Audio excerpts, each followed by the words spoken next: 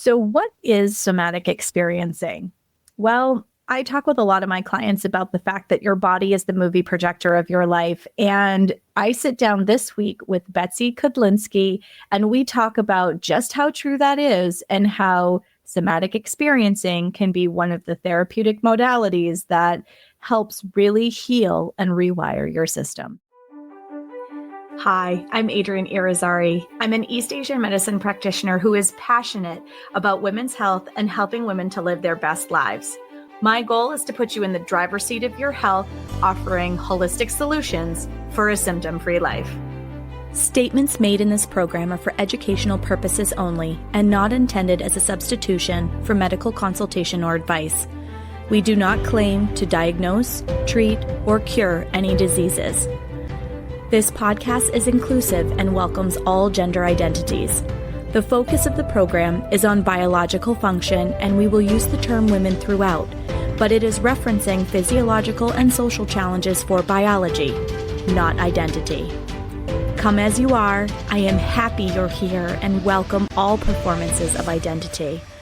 I hope you find something helpful in this show.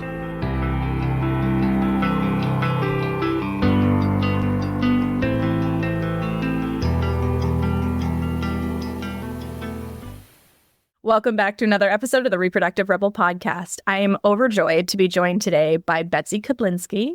Welcome to the show, Betsy. Thank you. I'm happy to be here. So Betsy brings a skill set that I have wanted to showcase on this program for quite a while now. I was so excited she reached out to me. So tell our audience a little bit about who you are and the magic that you do in your work. Magic that I do. Oh, that has so many meanings. It does. So I call my work renaturing, but the main stuff that I use, the main modality that I use is somatic experiencing. And that is a trauma healing modality, trauma resolution. But we use the somatic in there because it's about the body. It's not about cognitively talking about all the trauma that we've had in our lives. It's an entirely different thing. And I call my work renaturing because it's kind of finding our way back to or forward to who we were, who we could be as a whole human without the little pieces and scars that we carry now. Ooh, I like that. So who we were before the world got a hold of us and started telling us how we should be. Yes. Yes. And sometimes that stuff happens in utero. So it's hard to say back when we were little kids, right? Because sometimes it's even earlier than that. So there's the potential who we might have been, but then we can't discount all the things we've been through, right? We're not cleaning the slate, but we're resolving it so that we can move forward with it instead of getting stuck in all of the places that we've gotten stuck and injured. So we heal the hurt. And those random metaphors that come to you, right? If I'm picturing a human with a whole bunch of needles or knives or whatever sticking out of them, right? So that's unnatural to walk around with shrapnel in you, right? Like anybody would say that's unnatural. And we take them out and we heal those hurts, right? And you're much more who you could be. But you've got those scars, right? And as long as they are smoothed out and there isn't like an abscess or nastiness, right, underneath it, then you learned from that scar, that hurt to your heart, but it's no longer holding you back. It's no longer tearing you up the way a knife that catches on everything does. Ooh, I like that. So it remains a part of your storyline, but it no longer has such a big impact on who you are and how you move through the world going forward. Yeah. I like that. So let's talk a little bit more about somatic experiencing. So I'm really fascinated, and I'm actually surprised I haven't done something with this in my work because I'm fascinated by how the body holds stories. Yeah. Yeah. I mean, it's one thing that like I find with the modalities that I do use. So pelvic steaming and acutonics, I can help the body unravel that story, create a different relationship or discernment around that story, but it's different than the way that you work with the body to work through the fact that your body is essentially the movie projector of your life and how we revisit and essentially retell those stories, whether it's a story that we can consciously tell or it is an imprint that, and that's what goes back to the in utero piece, right? An imprint or an ancestral story that has been passed along. So if you wouldn't mind talking a little bit more about how that works and essentially how it looks in session, how do you work with people to unlock and move these stories through their body? Yeah, sure. So SE, somatic experiencing, I'm going to speak to it, right? And from a Western socialization, enculturated way of looking at the world, it's a little hard to understand. I like to talk about it like Shinrin-yoku, which is forest bathing, which we've heard about in the last 10 or 15 years out of Japan, or I think it's pronounced Huga, which is the Danish concept of like taking time, even small amounts of time for yourself and for your own well-being. And that is I'm sure it's an absolute butcher of the concept. But these are entire concepts in a culture that has a word, right, like somatic experiencing, that you have to have an entire background in that culture to really understand. We can put a definition onto these words, these terms, but we don't have the cultural understanding to truly understand these concepts. So when I talk about somatic experiencing, I come to it through decades, 35 or so years of working with animals and animal nervous systems. So somatic experiencing it's about our animal, because we are animals, and our nervous systems are, I could get all kinds of scientific with the autonomic nervous system, parasympathetic, sympathetic, blah, blah, blah, blah, blah, right? But what it is in the Western culture, we tend to walk around, and we have been taught to walk around thinking that our prefrontal cortex, the stuff right behind our forehead, is running the show, and the rest of us is just a meat robot. It's so true. And I know, right? Like, and even now, even with my own understanding, it's just like I fall back into that. I'm like, oh, I have to take care of my body, right? As if my body is separate from something else. When we work with somatic experiencing, we're bringing together this full understanding that it's not just our brain, our head brain. It's also our heart brain and our gut brain, where there are huge clusters of nerve fibers, right? There's actual, what could be honestly considered brains in our hearts and our guts and everything else, right? And so if we remember that somatic experiencing is trauma-based, not trauma-based, but like it's about trauma to the system being our entire animal, we begin to understand that there's like places in our body, our physical animal body, where we're holding on to things. And it could be from a car accident where there's like a seatbelt mark on us, right? Or it could be, we often talk about shock traumas when we're talking about somatic experiencing because they're the easiest ones to talk about. But it's also developmental trauma and complex trauma and emotional trauma and like all the traumas.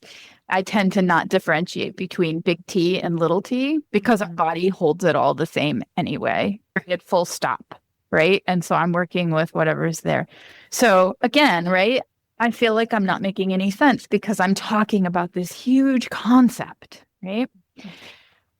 All of my work with animals has allowed me to look at an animal and see what's going on with them, right? And then I look at a human or looked at a human and I was like, they're not making any sense. They're doing something stupid. Whereas if I was looking at a human as if they were an animal, they are reacting to their current circumstance or a past circumstance. If they were a non-human animal, I would be all over it. I would totally get it. I would give them not really allowances, but I would be compassionate and understanding. But because we use words and because we are socialized to understand that we are above that base instinct, we tend to discount the way that we act and react and move. You were talking earlier about, or when you were reflecting back to me what I had said about the various wounds, right? And becoming more natural and whole again. You were talking about bringing things from the past forward, but having them not have as much charge anymore. We can learn from them, but they don't trigger us, right? And so trigger is a word that's associated with trauma, and it's a real thing. Our nervous system has developed a specific pathway, and when this happens, then we are triggered into this reaction. Mm-hmm. So that's an actual thing. And when we resolve stuff, we don't necessarily get rid of that nervous system pathway, but we can create new ones. We can, I often call it closing a loop. I like that. Close a loop that was left open, right? When the car accident happened, we didn't have time. Sometimes we didn't know it was going to happen. Sometimes we saw it happening and we didn't have time to get out of the way, right? And that our bodies were prepared. They got all prepared to do something and they didn't get to finish it. And then often our socialized or even just the paramedics, right? Like will stop us from shaking, will stop us from our bodies actually finishing the cycle of whatever should have happened, right? Like turning all the way to the left and turning the wheel to the left or slamming on the brake or pushing the gas to get out of the way, right? Those are really what we would do in session, be finishing all of those things. Sometimes it's all of them. Sometimes it's just one thing. And sometimes it's just imagining it. Sometimes it's actually enacting the moving of the body to do these things. And that is finishing something that got stuck. And I would consider trauma as places that things got stuck. Trauma's in our body, not the event. So a car accident where afterwards we sat there and shook and went through everything that could have happened and maybe had somebody compassionate with us, there might not be trauma at all, right? Because trauma's in the body. I'm going to pause for a second because I've just said an awful lot of words. And I know that you've also asked about what it looks like in practice, but I'm wondering if you can pull out like a specific question that you're interested in a little bit more of what I said. Well, I didn't describe clearly enough. Well, no, it was a beautiful explanation. And you were talking about completing that cycle. And it made me think about the car accident that I had with my husband. I was starting to fall asleep in the car. Mm-hmm. And my husband was the one that was driving. And he is like the person that makes me feel safest in the entire world. And now all of a sudden we have this deer jump out in the road in front of us. We were going 72 miles an hour on the interstate. And with all of he's a motor T ground transportation in the military, right? So he has all like the special training with driving and all of these things. And thank God for that, because we didn't end up in the hospital. However, anytime I started to fall asleep for quite a while afterwards, until I went to, because I couldn't find a somatic practitioner where I was at the time.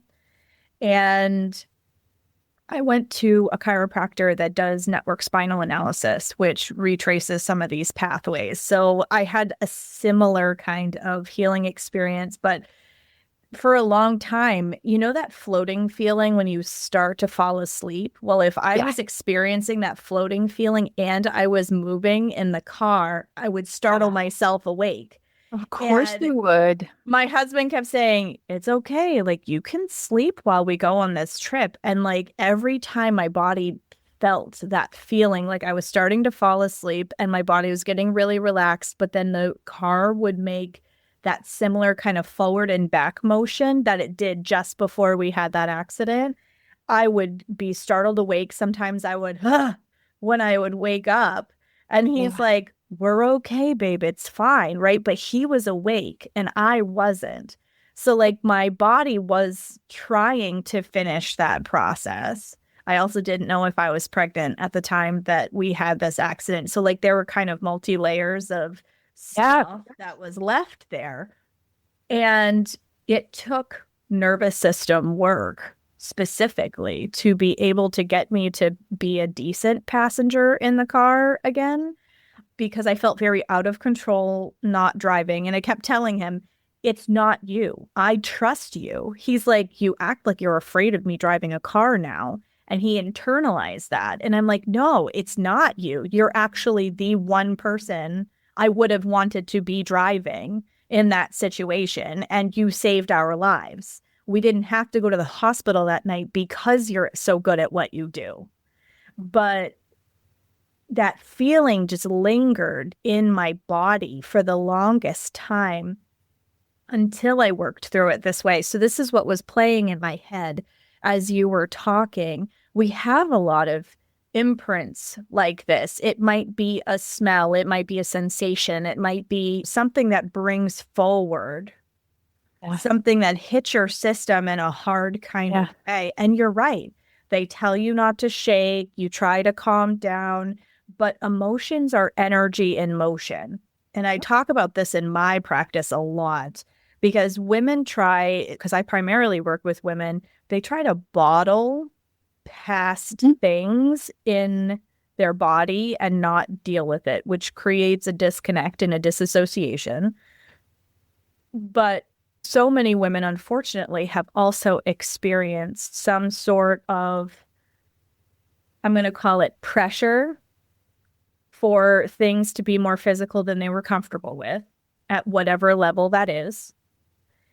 And you hold that in your system. So even when you're in a safe environment in the future, your body responds the same way because that circuit was never completed. Right. And just as you in the car falling asleep are fully consciously aware that things are fine, this is an entirely different situation, your body is still holding on to it, just like women who have been pushed beyond, just like an adult who has a specific phrase from their parents. Oh, I just have to ask, right? Anybody says in just the right tone, oh, I just have to ask. And there's bracing, there's like the reaction is going to be wildly inappropriate to whatever just happened or whatever the other person wants. And it has nothing to do with that, right? And intellectually, we know, and we get frustrated with ourselves. And then it's re-traumatizing. So we have decades of, most of us, depending on how old we are, have decades of reinforcing these patterns and re-traumatizing ourselves. And then the other thing that goes with that is very few of us have had one car accident and nothing else ever bad happen to us in our lives. Right. And so the way I like to talk about it, I'm going to make hand motions because that's what I do. But if you are conceived, right, with a potential for a certain amount of capacity in your nervous system to handle everything, and then let's see, maybe your mom was stressed while she was pregnant with you, and then maybe you were born via C-section. Each time I'm saying one of these things, my hands, which were really far apart from each other, are getting closer and closer to each other. So these metaphorical lines, the edges of how much we can activate, nervous system activation, and how much we can settle, come closer and closer to each other. So we had our parents get divorced when we were younger. We were pushed beyond where we were comfortable with sexually, perhaps. Or we had the car accident. And then, like, all of these things stack up, and then we didn't sleep very well last night. And we're looking through practically a pinhole at this point for how much capacity we have to handle our day-to-day lives. And a technical term for that is allostatic load, right? It's how much stress we've had all of our lives, and stress, trauma, sleeplessness, cortisol, how much time we've spent looking at the horrible news that gets us really activated, right?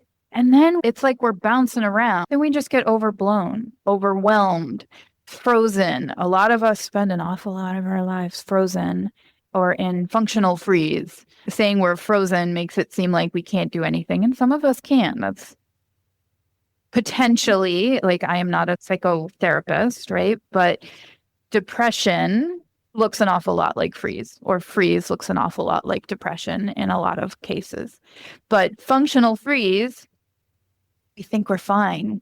We just do all the things, and we're way beyond our capacity. And so you were asking about how I work with people. The first thing I do is find out where their edges are. How much can they activate? How much can they settle? How can they feel good? If they can't feel good in their body, can they feel okay? Right? Can they feel not horrible? Hey, we got a lower threshold, right? Lower threshold. And the upper threshold, how much can they feel anything? Right? And when I talk about activation, it can be good activation, joy, excitement. It can be what we might consider bad activation, anger or fear or frustration or anything, right? Anxiety, stress, right? And a lot of us just spend our lives outside of our capacity. So my first job with anybody I'm working with is finding out where their capacity is, because if we do any work outside of someone's capacity, best case scenario, it doesn't do any good. Worst case scenario, it re-traumatizes, like I was saying. It just reinforces those trauma patterns. That's catharsis feels good sometimes. Yeah. But it's not helpful at all for our nervous systems. It's just overblown again. Do you do this through conversation, or do you do this through actual physical exercises, since this is somatic work? Yeah, what a good question.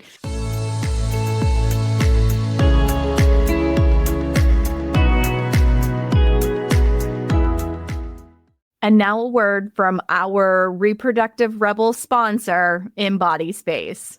Your cycle holds wisdom, and the Embodied Space cycle tracking app helps you unlock it. Track your cycle in the only fully encrypted app designed to protect your most sacred data. Get daily guidance tailored to every phase, from bleeding to blooming, with rituals, herbs, lifestyle tips, dietary support, and more. All tailored for your body's natural rhythms, because your body's story is yours alone. Embody Space, your private portal to cycle wisdom. Download now and reclaim your rhythm. And now, back to the show.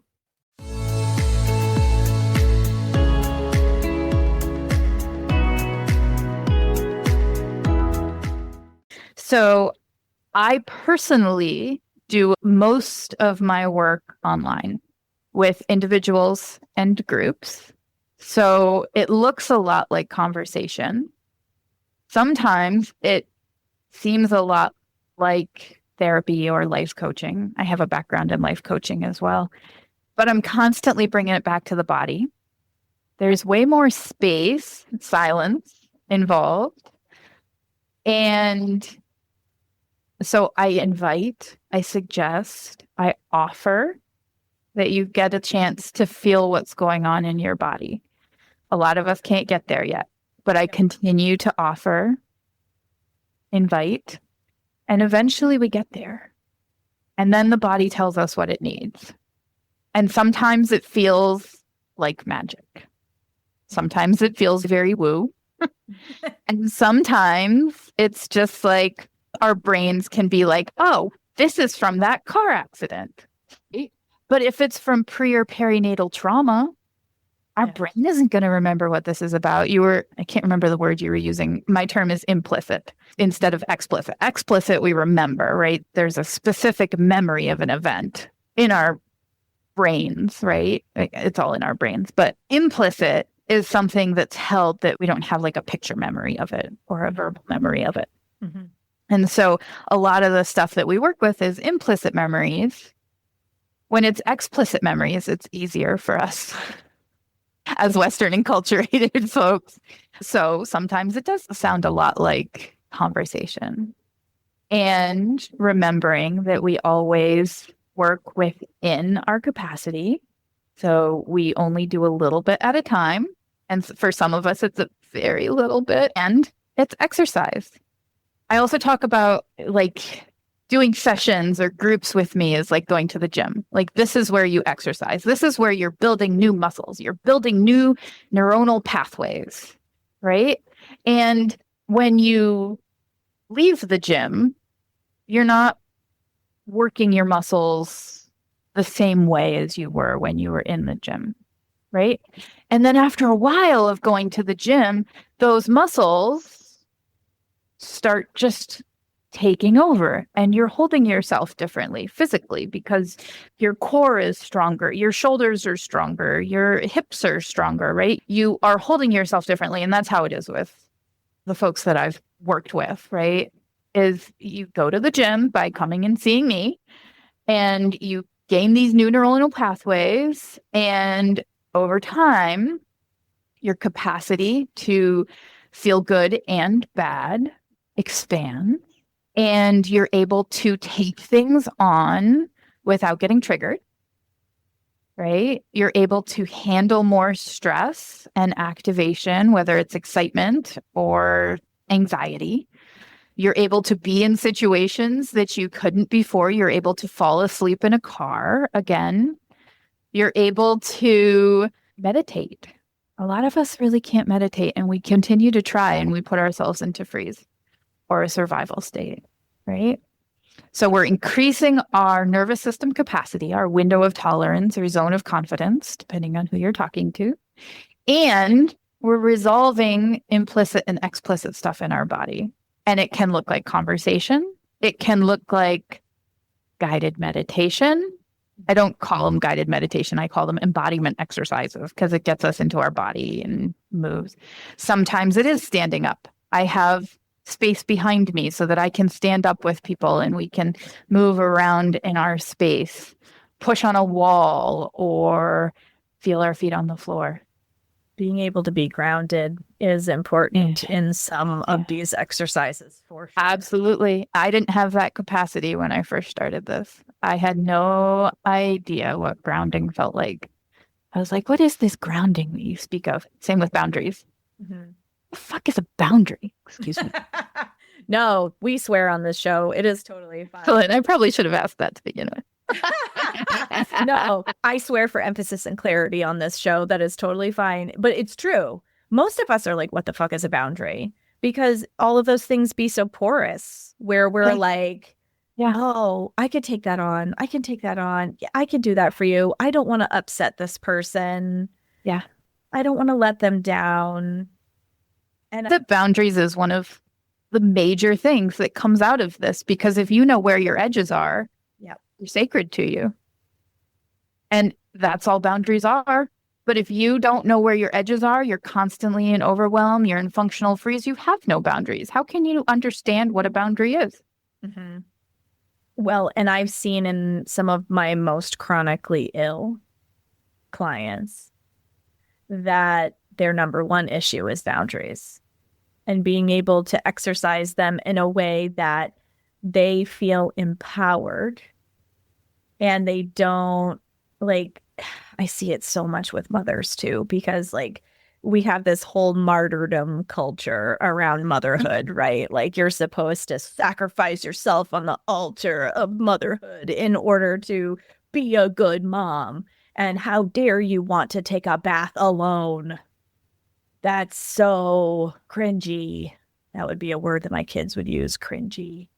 And, we need these things to be able to show up and be our best self, to be our best mother and what we bring to that table. And it's very counterintuitive. It's like that whole idea of putting your own oxygen mask on first. Like I say that and people go, why wouldn't you put it on your child first? It's like, well, I've got 4 kids. If I don't put it on myself first, I'm not going to get through all 4 of them. I'm sorry, I'm just not. And we don't think about it that way because our culture has made it so ingrained and we've been so socialized that having boundaries, as particularly as a female body, is a bad thing. So true. And you mentioned chronic illness, and that's, I don't know, probably half of my clients have chronic illnesses. I have fibromyalgia, right? Like, as far as my understanding for my own personal self, I'm not a medical doctor. Everybody's going to say something different about these different diagnoses. For myself, my understanding is that my fibromyalgia is like literally a trauma expression of me stuffing everything down. My body continued to try to talk to me, and I continued to ignore it. And so it's coming out this way in incredible fatigue, widespread body pain, myofascial misery, and all the other things, migraines and IBS and joint, all the things, because it's so much unclosed loops, right? There's just so much somaticized trauma that's never been resolved because I could never feel my feelings, never understand that, so never integrate what just happened, never just move on, It's not about you. It's not about you, right? Male socialized person. Whew. And I don't want to say anything. The male socialized humans have their own set of stuff, and a lot of it expresses similarly, and it's different. It's different because our hormones are different. Right. Our hormones are different. Our socialization is different. Yeah. There's a lot of differences. And I have a female that was socialized as female. And so that's how my body, and I have female hormones, and that's how my body responds. It's amazing also how our hormone expression does influence things, right? So if you were socialized as male, anger was an acceptable emotion. Crying and sadness was not. And for women, socialized women, same thing in reverse. It's socially acceptable to cry, but don't be too emotional. But being angry, forget it. And a lot of times I'll see my clients when their guard comes down and they start apologizing profusely for whatever emotion came up because it's not quote unquote okay, or this might be too much information, but, and it's like, no, there's no such thing as that here, because we're looking to truly get to the root of why you're having this series of symptoms. And yes, there's some physical pieces to this, but there's emotional and energetic pieces to this too. It is not the way we've been socialized in Western culture that there's a pill for a symptom. And some people even try to use herbs for a symptom, which is that same pill for a symptom mentality, rather than going, this herb has an energetic function, it has a physiological function. What is the root cause of this thing that is expressing itself in your system? And for a lot of female-bodied people, you're going to see it in the reproductive system first, because survive and procreate is all your primal brain can handle. Survive will always win. Because what is the point of procreate if you don't survive? I've been super stressed for the last 4 months, super stressed for a bunch of reasons, right? And I've been handling it much better for myself than usual. But my period right now is the first time it's been on schedule in 3 months. Yep. It's continued to be 4 days late the last 2 periods because of my stress level. And I'm just aware, okay. And then I felt like Friday when it came, I'm like, yeah, I am feeling better, aren't I?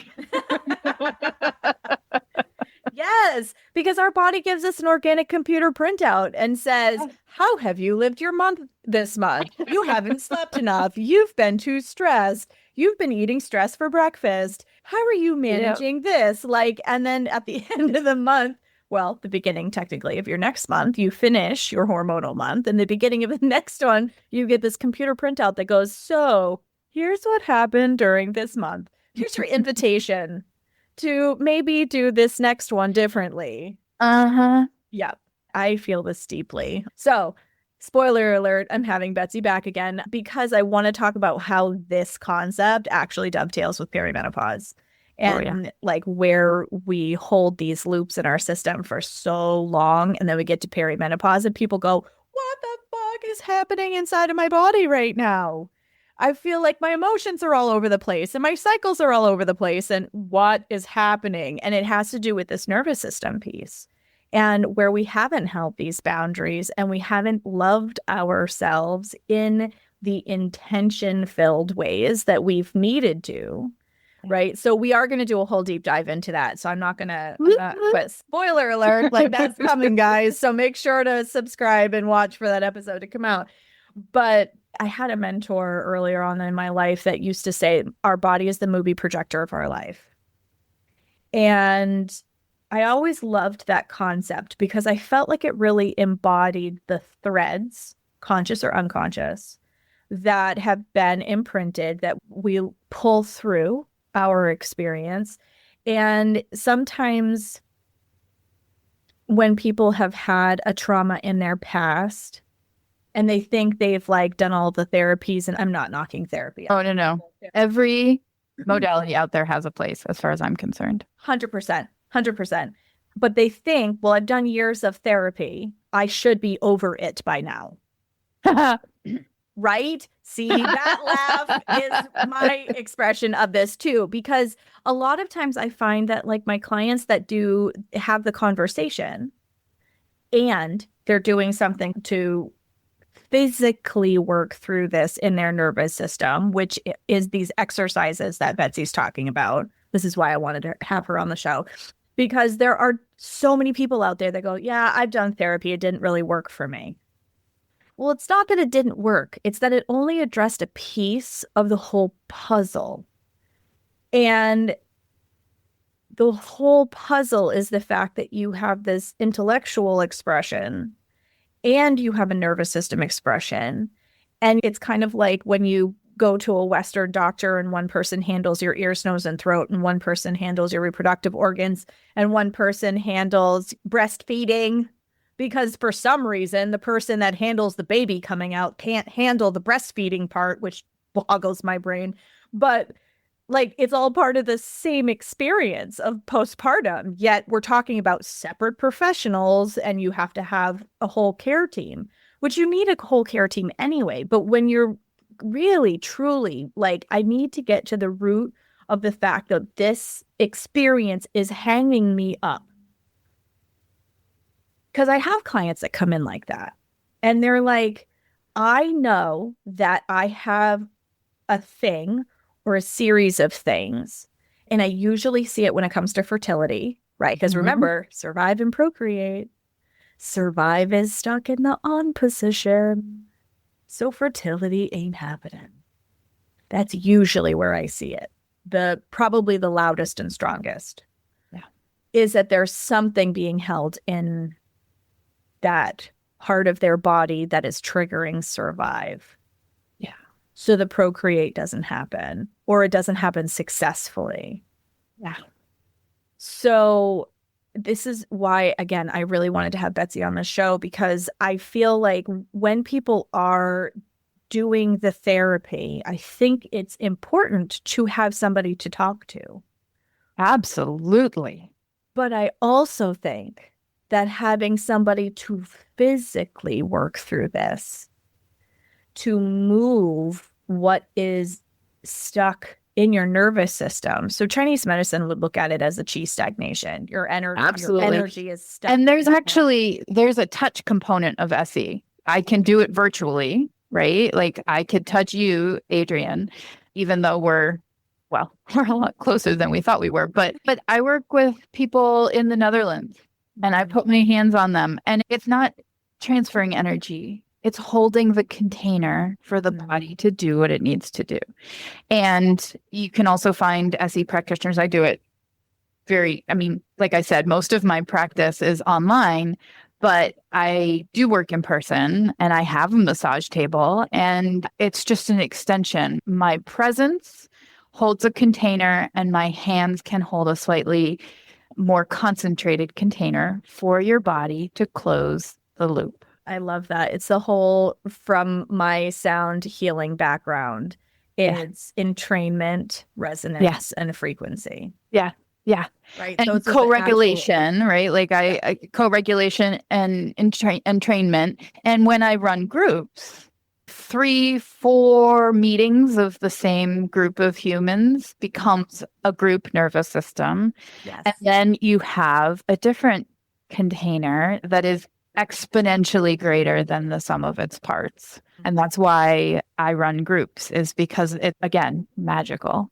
It is. And when you're working in this, like, it was the same thing with the network's final analysis chiropractor that I had the privilege of working for. She had multiple tables in the same room because everybody's nervous system, like, you had this collective field. Oh, I love that. And it was so cool because she might be hands-on with one person and somebody else's body would move down at the other end of the room. And when I started doing sound baths, because I really thought about going back to school for NSA for a long time. And then I'm like, oh, that's a lot of school with kids, because I had like little kids at the time. But I see it in sound baths too, where I fill the room with frequency and I am holding the container with my frequency. Yeah.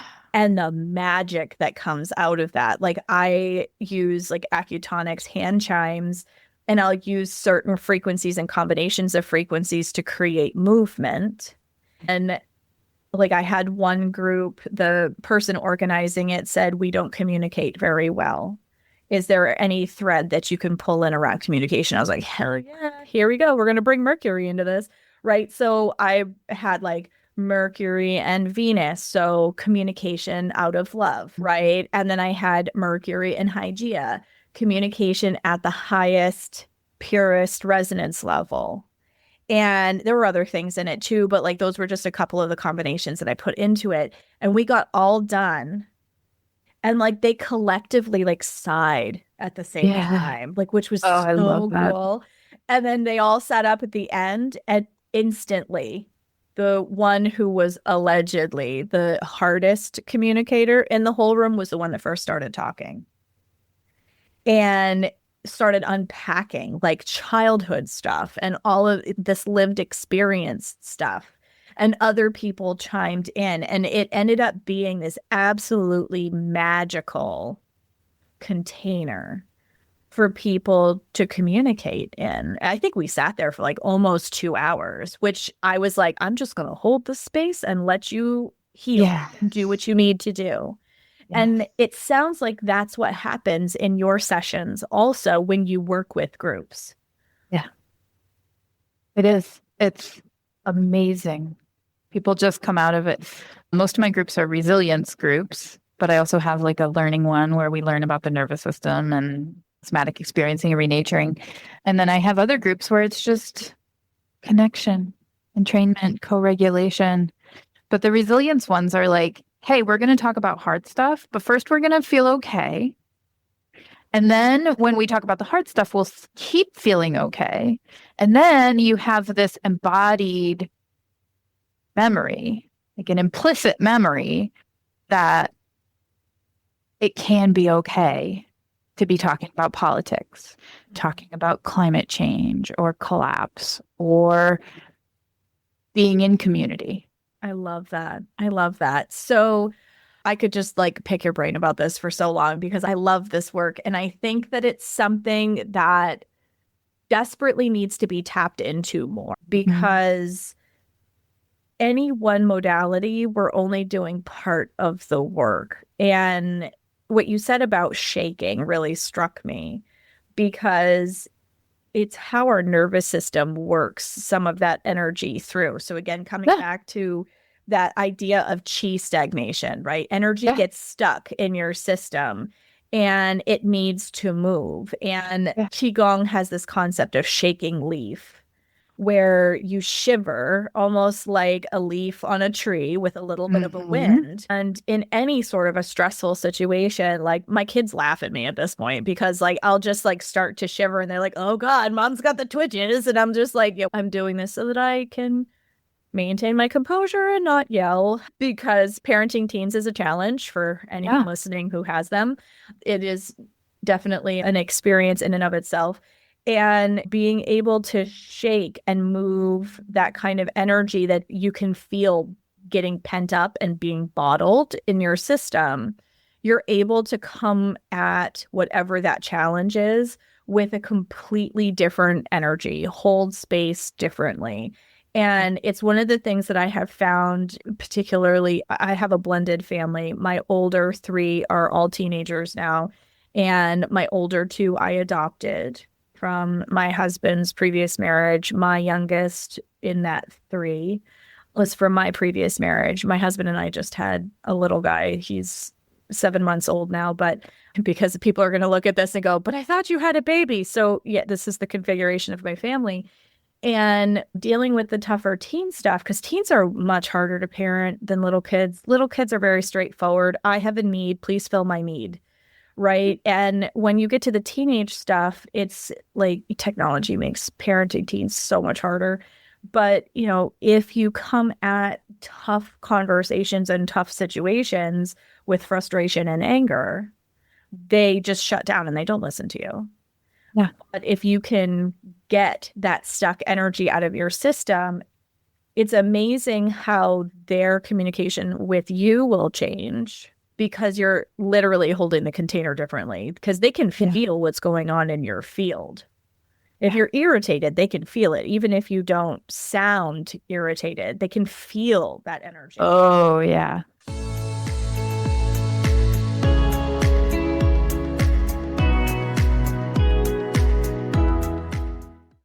And now we will take a short break from our episode to share an offering that will take your healing to a whole new level.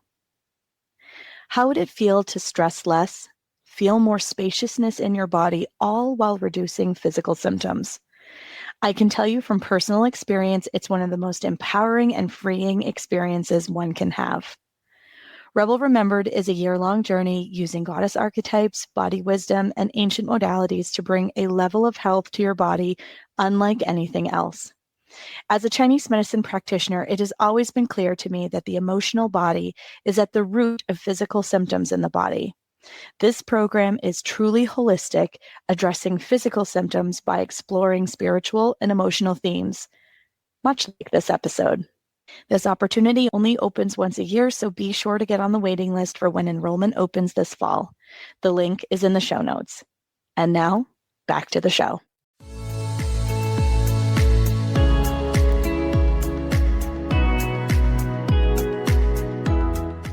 And they might not even understand what they're feeling, but their body does. Body knows it's unsafe and they are not going to engage.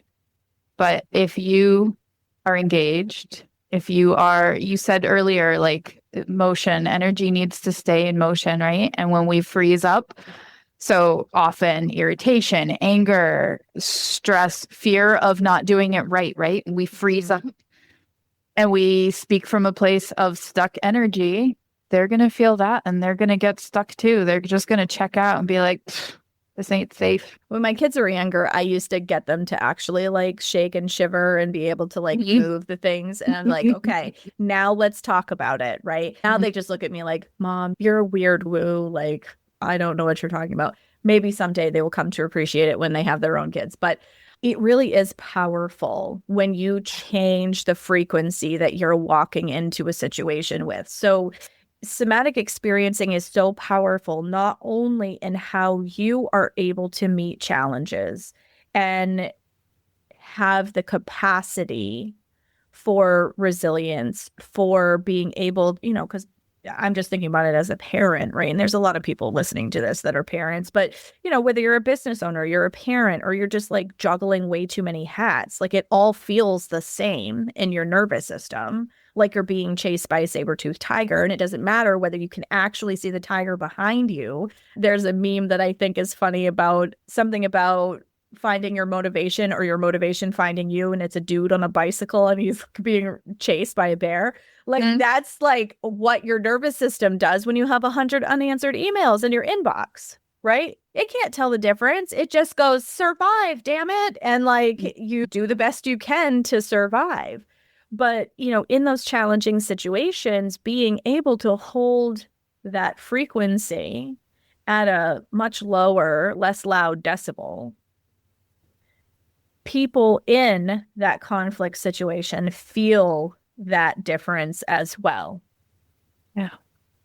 So it's a really powerful tool for your own healing. And again, I keep bringing it back to being a parent because that's the world that I'm living in right now, but healing that next generation too. Healing the next generation, healing the people around you. If you want to have a political discussion with people who don't agree with you, if you can do it from a regulated state, it's going to be an entirely different conversation than if you are doing it to browbeat them with what you believe they're doing wrong, right? It's so important. Yeah. We can change the world, Adrienne. One conversation at a time. Well, one nervous system at a time. Yes. And it ripples out like that, right? That entrainment, that co-regulation, it ripples out. It totally does. You're raising different humans, and they're going to be different in the world.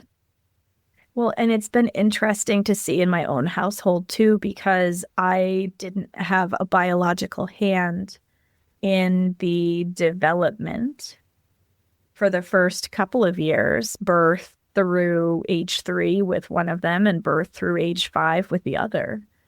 And how the things that were imprinted prior to my coming in really do come to the surface during the teenage years, and how that presence and that resilience in my own nervous system has made an impact on our ability to have conversations, questions that I know others have had a hard time fielding with their own kids, that I've been able to meet my kids with compassion and, that's probably not the decision I would have made. However, what did we learn from this? Instead of being like, what the fuck? Like, yeah, it's hard. And I mean, sometimes you feel all those things on the inside, like, what the hell were you thinking? But if you meet them in that space that way, then their nervous system goes into that fight, flight, freeze, and they don't hear anything. They tune you out. You can see it. Their eyeballs just go, I'm done. Yep. So this has such incredible power to change the collective. So I'm so grateful for you coming on, Betsy, and sharing this wisdom and sharing your talents and expertise with our audience. If this feels like a modality that you have been looking for but didn't know existed, which I'm sure there's a few of you listening to this that are like, oh my gosh, where have you been all my life? How can they find you, Betsy? I am BetsyKudlinski.com. I am on Facebook just with my name. I have a mailing list that you can get to through my website. I see individual clients. I have groups that are running all the time. And if the stuff you see on my website doesn't resonate with you, find somebody else that's trained in SE. Seriously, SE, there are a gazillion practitioners out there. Everybody has their own main modality that they work with, that they use SE. Some traumahealing.org is the Somatic Experiencing International website, and it has a practitioner directory on it. And yeah, I mean, I'm awesome. There's a lot of other awesome people out there too. Thank you so much. And like I foreshadowed already, Betsy will be joining us for another episode. So be sure, particularly if you're in that 34 and older category, to subscribe so that you can make sure to get all of the good bits from our perimenopausal conversations. So thank you again, Betsy, for joining me. Thank you. It's been an honor. And until next time, everybody. Thank you for joining me for another episode of Reproductive Rebel. Reproductive Rebel is recorded by certified peri-steam hydrotherapist and acutonics practitioner, herbalist, and Chinese nutritional therapist Adrienne Irizarry of Moon Essence LLC. If you are interested in setting up an appointment for one-on-one support, ordering from our store, or checking out our course offerings, visit our website at moonessence.life. Be sure to subscribe to our newsletter and get insider information on upcoming events and offerings. Join the conversation. Like and follow us at Moon Essence Me on Instagram, Facebook, or LinkedIn. Your voices make this program possible. Thank you all for your continued support.